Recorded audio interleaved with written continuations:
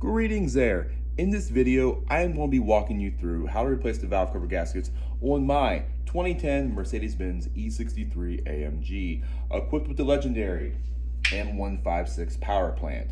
I'm replacing them because they have been leaking for 6, 7, honestly 9 months. They've been leaking on my exhaust manifolds, and the stink has been getting worse and worse. It's time to replace them. The right side was leaking considerably worse than the left side. Kind of a Mercedes-Benz thing in general ever since the M112, M113 era. I have already replaced this side, and thankfully there were no surprises. I did not see anything that was alarming. Thankfully, it was just replace the valve cover. So I am going to take you through the left side. It's going to be the same. Any differences I point out between the left and the right is going to be absolutely negligible. I will be giving you my tips and tricks and some professional insight. No, I'm not giving you torque specs. You gotta look it up yourself. I've been doing this for too long. I don't need a torque spec. I'm getting them tight. I daily this thing, and I have been for years, and I'm going to continue to daily it for years, so you should use torque specs. That's on you. But come on, let's get to this. We have a valve cover to get to, and we have a few things in the way. Let's get them off. First of all, the air box. This is quite simple. You have this hose clamp right here, and you have this mass airflow sensor connector right here.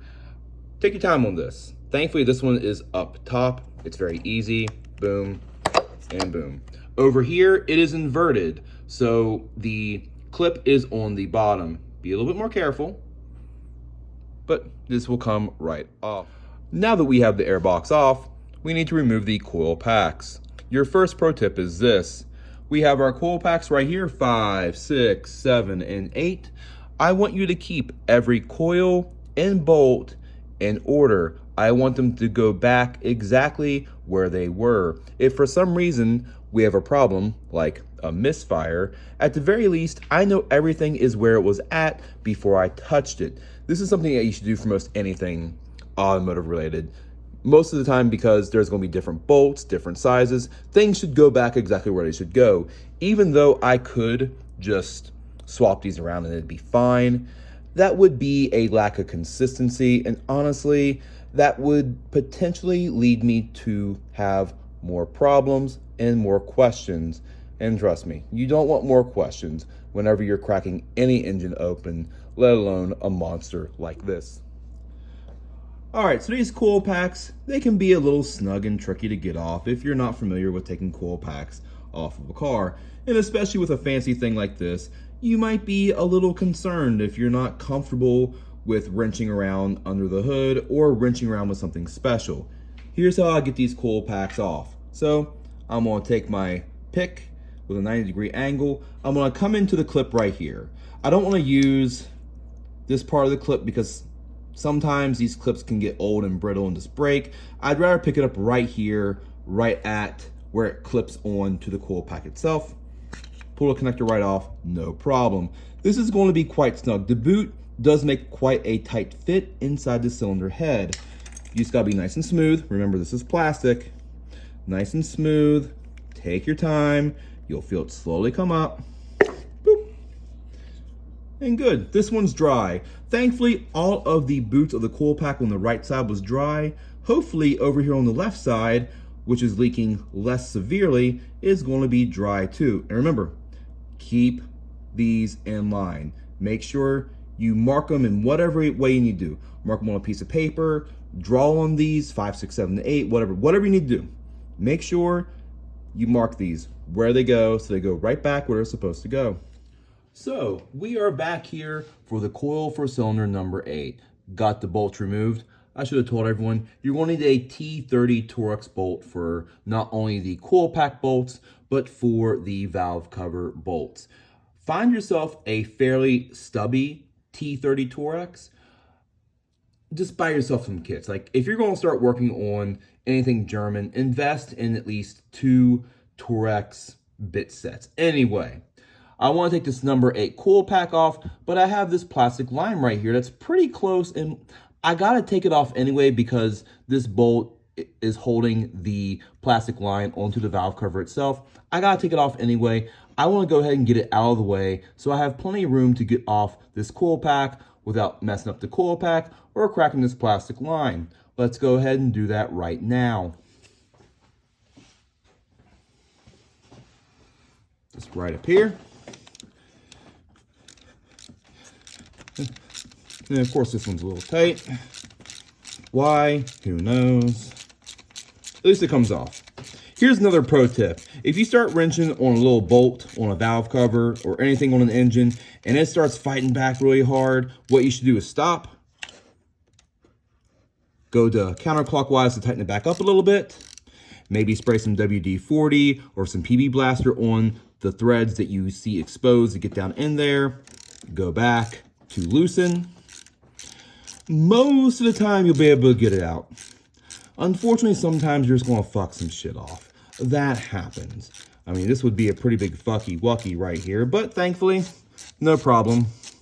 And even something like this, it's just holding an some like airline in, whatever.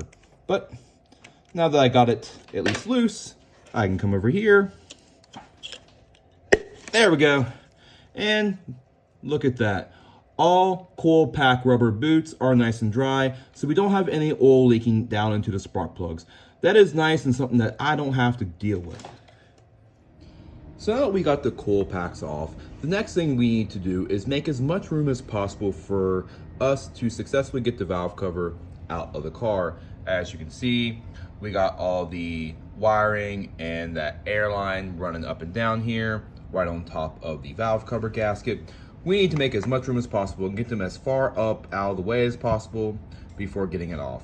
You're going to be kind of fighting this the whole way through, but there's enough room. Don't worry. We're going to take our time. I think you all can do it. The first thing we need to do is get my phone to set right. We have a bracket right here. It's holding the electrical wiring close to the cylinder head. So I'm going to go ahead and cut those zip ties, and there's one right there, boom, and there's a second one that's going to be, there we go, right down there. I'm going to take a super long screwdriver, now I'm just going to pop and bust it.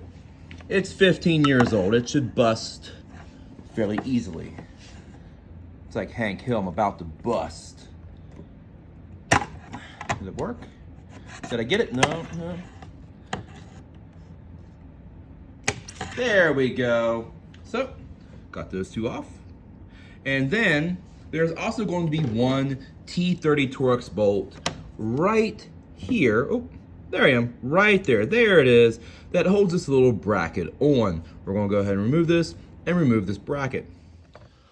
So now that we have removed the bracket that holds the electrical wiring real close to the cylinder head and valve cover, we need to fully disconnect and remove the electrical wiring and that plastic air hose from the valve cover itself. And it is held in place by a couple zip ties that are clamped onto this clip and this clip.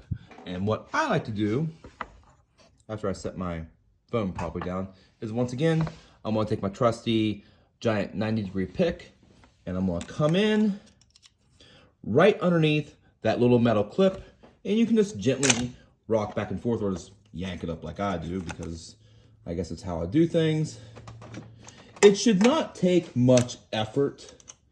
You know, there we go. And once again, take your time. Don't go in there all willy-nilly like I do. And there, that is, oh, is that all we got here? So, I know what you're thinking. That does not look like a lot of extra room to remove a valve cover gasket off of the engine. And you're correct. That's not a lot. But that's all we have, and we're going to make it work. Don't worry. If you've gotten this far, you're pretty committed to the bit, so I'm going to hold your hand. Don't worry. Don't worry. Now that we have removed everything and have created as much space as we're realistically going to get, it is time to remove the valve cover. There are going to be 13 T30 Torx bolts that hold this valve cover in. There'll be 6 along the top here, 6 along the bottom down here, and the number 13 is going to be right here. I am going to be using 2 different T30 Torx sockets. I have this little tiny stubby one right here. Sometimes I use it in conjunction with this little extension. And of course here, a more standard T30 Torex little socket bit right here. As you get down and deep into this firewall, it does become a tight fit, so you have to get a little bit creative. Take your time. This is not the time to round off a Torex head. Now that we have all 13 valve cover bolts off, it is time to remove the valve cover. It's going to be a little stuck on there. And what I always do is take a little pry bar like this. I know you shouldn't, but whatever. I like to find a corner like this and just gently push up. As you can hear, it's already beginning to break loose. Give it a little twist, take our time up. Just like that already. It's really beginning to break loose. So, gonna work it up slowly. That gasket is hard as a rock. We are fighting the valve cover gasket just a little bit. But as you can see right there, it's already a mess. And by a mess, I mean it's coming off separately from the valve cover gasket itself, but whatever, that happens. Rock it back and forth nice and gently because we don't want to mess with the wiring down here or break this plastic airline. So this is going to take a minute or two of just moving things around back and forth so you can A, break everything loose, and B, slowly remove everything. It'd be nice if the valve cover gasket itself would come with the valve cover, but unlike on the right side, I don't think that's going to happen. Success, the valve cover is off. Now it was quite tight back in there. It actually was a little bit more challenging to get this side off than the right side, which means it's going to be a little bit more challenging to get the valve cover back on with the new valve cover gasket. But you know what? That's going to be great for education for y'all. While we have this valve cover off, we're going to look at a few things. You want to look at, down in here, make sure that chain doesn't look like dog shit. You want to make sure these cam phasers don't look physically damaged or anything that really steps out. The big thing we're going to be looking at is here at the cam lobes. And to be completely honest, for 107,000 miles out of a 15-year-old car, this is pretty good wear. I mean, like, you can see some heat happening here, like you can see some wear, but like, come on, it's 15 years old. We also want to come way down here. Let me find a good one and look at the lifter tappets. Oh, there's a good one. Well, if I can get it to, I'm trying to get it. But what you want to look for on these lifter tappets is for the wear patterns to be even. You want it to be circular. You don't want to see a whole bunch of straight lines and scraping. That would indicate that the tappet is no longer spinning as it should as the cam rolls on and off of it. Again, there's wear, not going to sugarcoat that. But again, for a 15-year-old car that I daily, they're perfectly fine. And yes, one day I'm going to have to replace the cams and the lifter tappets and the timing chain and all that stuff. But that's a few years down the road. There's no need to go out of my way to do anything like that today. This actually looks pretty good.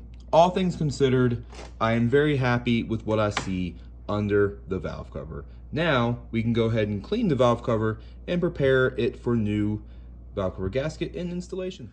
Now that we've checked out the cam and everything else engine related, let's take a quick look at the valve cover. Now, like I said in the beginning of the video, the left side was not physically leaking onto the exhaust manifold quite yet, but as you can see, it was on its way. That's why I'm doing both. The objective here is to get this reasonably as clean as possible. For some reason, I had quite a hard time getting the right side valve cover clean. Maybe I just didn't have the right things to clean it with. Maybe I got impatient. I mean, it's a valve cover on an engine of a car. I drive every day. Besides getting all the physical grime and dirt off, you know, all the staining, I don't care about. I just want it clean enough. What I care about is here. What you need to do, and what I'm going to do, is use a shop towel and some brake clean and go all around the surface where the new valve cover gasket physically goes into. All around, and of course, the 4 grommet style valve cover donuts for the spark plug holes. This is where you want to be clean and dry. Take your time, be thorough. So here we have our new valve cover gasket installed. Do take your time, make sure you press it firmly and evenly in the groove around the valve cover gasket. Make sure it's not bunched up, make sure it is seated evenly, exactly where it's supposed to be. Over here on the engine, I have went ahead and cleaned the mating surface. Just a little bit of brake clean and a shop towel. Don't need to use anything crazy, just making sure it is dry and free of any crazy debris. And now for the money step, installing the valve cover back on here. Like I said, it's going to be a tight fit. I will do my best to walk you through it. It's not fun for me either.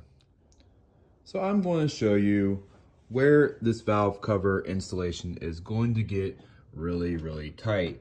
Right around here. There is not going to be a lot of space between the cam cap and all this wiring. You can pull it up and make some space, but that's not a lot. And the valve cover, there's some height to it. So as you're sliding the valve cover in slowly, you do have to kind of work it in between this hole while using a couple fingers to hold the valve cover gasket in its hole and not from coming out. It might slip out a little bit, so you may have to come down here and wiggle it with your fingers. After you do get it past here, you are going to want to take your time. This is not the step that you want to mess up to where you have to do this job a second time. It is going to take a little bit, and that's all right. You're going to want to do this job once. All right, so it looks like that we are successful with getting the valve cover reinstalled on the vehicle, and the valve cover gasket has stayed in place. You do have to kind of really shove it back here, and the valve cover gasket is going to fall out of its hole a little bit, but thankfully, once you actually get it this point, you can lean it up, shine a flashlight in there, and look around at least on the hallway on the back side, all the way up here and all the way down the front to make sure that the gasket is seated properly. For the other half, you just have to feel the best you can with your fingers, and there's going to be a point where you need to have a little bit of faith in yourself based on what you can see and feel and say, I believe it's in. And from here, we just reverse the procedure of removing everything.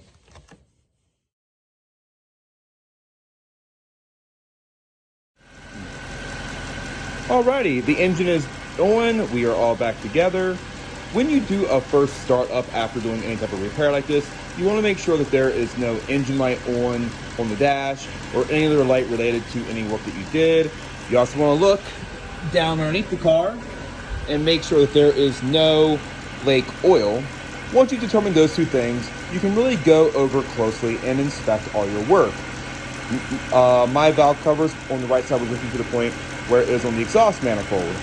It's going to be hard to see, but you're going to want to poke around and look closely and make sure that first of all, you don't have oil pouring back onto the exhaust manifold or you haven't created a new leak. That can happen, especially over here where it was a tight fit. So let the engine warm up, let it sit for a while, let it run a second time, just sitting in the garage, and make sure that you don't have any issues or any leaks and that you've actually done the job right. And it looks like all that's left is to grab a celebration drink. Earn this.